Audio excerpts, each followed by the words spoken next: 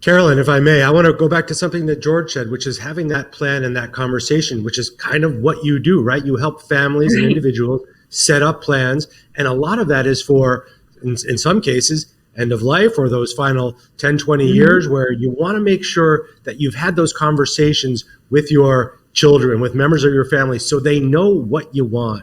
Or if you're a person that's going to be taking care of somebody, you know what they're going to want. The first time I met you, we were in a panel talking about the importance of having that conversation before it's too late. How critical is that? And how much of that were you doing in the past year and a half as a financial planner with the background that you have? Yeah, George was spot on. It's like when you've thought through a situation, it already creates that muscle memory of how you're going to respond when that situation arises. And I recognized this a long time ago. I was an emergency room physician, and we used to do triage emergency practice sessions. So codes and what happens if we have a biochemical attack. That was our playtime in the emergency room.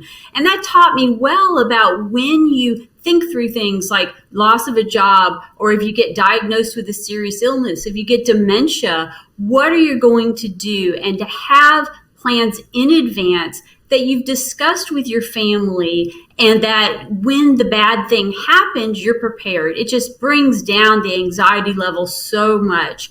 And I think it's really important that, especially in the age of COVID, I wrote an article last year, as soon as all this started happening, how to prepare for a prolonged hospital stay. And that helped a lot of people. So thinking through in the current situation, what are the bad things that can happen? It doesn't take a lot of time, but just kind of sketch out. Do I have an emergency fund? Have I let everybody know where all my passwords are? So just doing as much as possible and not dwelling on it, putting it away and making certain everybody knows how to access that information when something happens. I can speak to the importance of that personally. I was widowed at age 26. When you're 26, Oh, wow. life insurance is nothing that you're really thinking about.